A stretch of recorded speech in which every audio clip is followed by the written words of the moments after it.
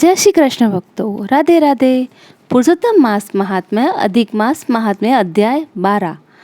नारद जी बोले, जब भगवान शंकर चले गए तब हे प्रभु, उस बाला ने शोक कर क्या किया, सो मुझ विनीत को धर्म सिद्धि के लिए कहिए।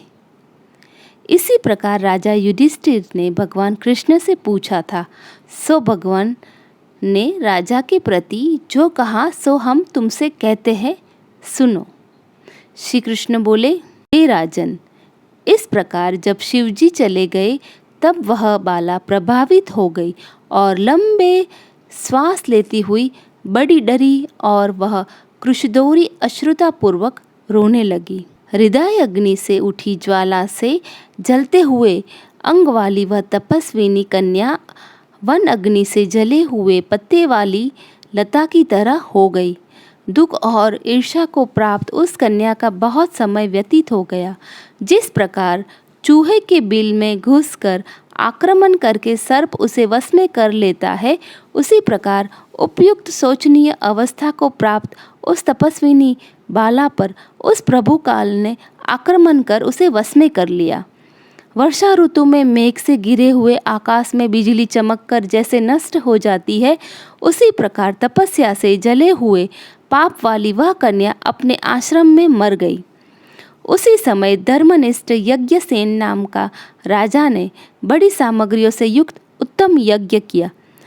उस यज्ञ कुंड से सुवर्ण के समान कांति वाली एक लड़की उत्पन्न हुई। वह कुमारी ध्रुपराज की कन्या के नाम से संसार में विख्यात हुई।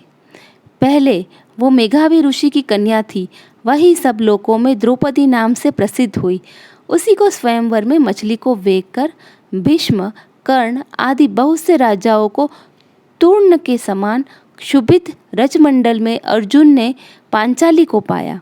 हे मुने, वही द्रौपदी दुष्ट दुशासन द्वारा बाल पकड़कर खींची गई और उसे हृदय विदीर्ण करने वाले वचन सुनाए गए।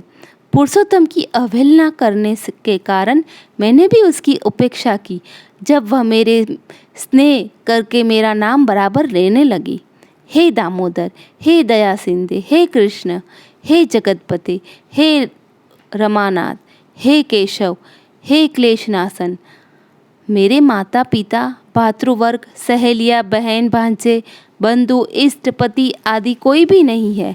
हे ऋषिकेश, मेरे तो आप ही सब कुछ है।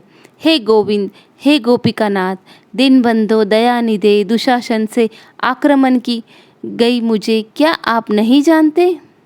पहली पुकार में मैंने उसकी ओर ध्यान नहीं दिया था, पर जब दुशासन ने पराभूत होकर उसने मेरा पुनः स्मरण किया, तब गरुड़ पर चढ़ शीघ्र वहां पहुंचकर मैंने, हे राजन, उसे बहुत से वस्त्रों से परिपूर्ण कर दिया। सदा मेरे से स्नेह करने वाली, मेरे में ही प्राण जिसके ऐसी, सदा मेरे भजन में परायण, मेरी अत्यंत प्रिया सखी सती, मुझको प्राणों के समान होने पर भी पुरुषोत्तम की अवहेलना करने के कारण उसकी अपेक्षा करनी पड़ी। पुरुषोत्तम का तिरस्कार करने वाले का मैं पतन कर देता हूँ।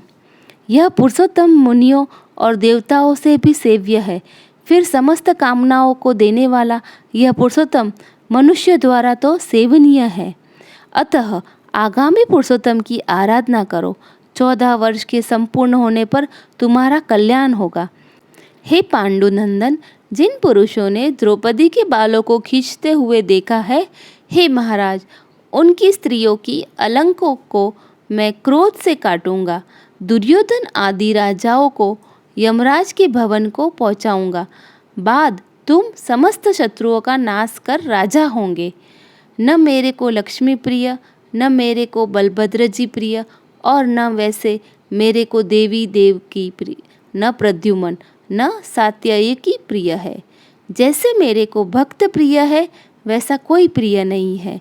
जिसने मेरे भक्तों को पीड़ित किया, उससे मैं सदा पीड़ित रहता हूँ। हे पांडव, उसके समान मेरा अन्य कोई शत्रु नहीं है।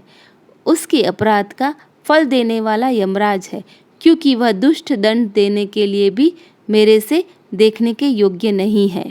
श्री नारायण बोले, श्री कृष्ण ने उन पांडुपुत्र युधिष्ठिर आदि को द्रौपदी को समझाकर द्वारका जाने की इच्छा से कहा, हे राजन, वियोग से व्याकुल द्वारकापुरी को आज जाऊंगा, जहाँ पर महाभाग वसुदेव जी, हमारे बड़े भाई बलदेव जी, हमारी माता देवी देवकी तथा गत सांब आदि और आहुक आदि यादव, रुक्मणी आदि जो स्त्रियां हैं, दर्शन की उत्कंठा वाले वे सब हमारे आगमन की कामना से टकटकी लगाकर हमारी ही चिंतन करते होंगे। श्री नारायण बोले, इस प्रकार कहते हुए देवेश श्री कृष्ण के गमन को जानकर पांडुपुत्र किस प्रकार गदगद कंठ से बोले, जिस प्रकार जल में रहने वालों का जीवन जल है, उसी तरह हम लोगों के जीवन तो आप ही है। हे जनार्दन, थोड़े ही दिनों के बाद फिर दर्शन हो। पांडवों के नाथ हरि है और तीनों लोकों में दूसरा कोई नहीं है, इस प्रकार सामने ही सब लोग कहते हैं। अतः हम लोगों की हमेशा रक्षा करे। हे जगदीश्वर, हम लोग आपके हैं, भूलिएगा नहीं। हम लोगों के चित्रूपी भ्रमरों का जीवन आपका चरण कमल ही है, आप ही हमारे आधार है। इसलिए बारंबार हम सब प्रार्थना करते हैं। इन पांडुपुत्रों के निरंतर इस तरह कहते रहने पर श्री कृष्णचंद्र प्रेमानंद में मग्न होकर धीरे धीरे रथ पर सवार होकर पीछे चलने वाले पांडुपुत्रों को लौटाकर द्वारकापुरी को गए। श्री नारायण बोले, इसके बाद श्री द्वारकानाथ श्री कृष्णचंद्र के द्वारकापुरी जाने पर राजा युधिष्ठिर अपने छोटे भाइयों के साथ तप करते हुए तीर्थों में भ्रमण करते भये। हे ब्रह्मन, नारद भगवान के प्रिय पुरुषोत्तम मास में मन लगाकर और श्री कृष्णचंद्र के वचनों का स्मरण करते हुए अपने छोटे भाइयों के साथ द्रौपदी से राजा युधिष्ठिर बोले, अहो, पुरुषोत्तम मास में होने वाले अत्यंत उग्र पुरुषोत्तम का महात्मा सुना है। पुरुषोत्तम भगवान के पूजन किए बिना सुख किस तरह मिलेगा। इस भारतवर्ष में वह धन्य है, वह पूज्य है, वही श्रेष्ठ है जो अनेक प्रकार के नियमों से पुरुषोत्तम भगवान का पूजन अर्चन किया करता है। इस तरह समस्त तीर्थों में भ्रमण करते हुए पांडुपुत्र पुरुषोत्तम मास के आने पर विधि पूर्वक व्रत करते लगे। हे मुने, नारद व्रत के अंत में 14 वर्ष के पूर्ण होने पर श्री कृष्ण भगवान की कृपा से अतुल निष्कट राज्य को प्राप्त हुए। पूर्व काल में सूर्यवंश में होने वाला दंतद्वंद्वा नामक राजा पुरुषोत्तम मास के सेवन से बड़ी लक्ष्मी, पुत्र पौत्र का सुख, अनेक प्रकार के भोगों को भोगकर योगियों को भी दुर्लभ जो भगवान का वैकुंठ लोक वहाँ गया।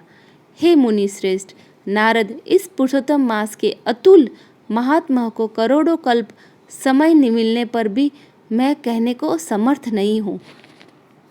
सुत जी बोले, हे विप्र, लोग पुरुषोत्तम मास का महात्मा कृष्ण द्वैपायन से मैंने सुना है, तथापि कहने को मैं समर्थ नहीं हूँ।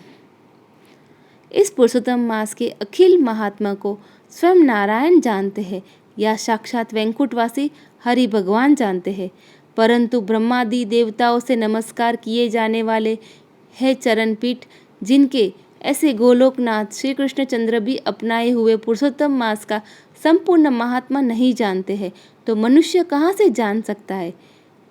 इति श्री ब्रह्मनारद्य पुराणे पुरुषोत्तम मास महात्माए श्री नारायण नर संवादे पुरुषोत्तम व्रतो उपदेशो नाम 12 अध्याय संपूर्ण।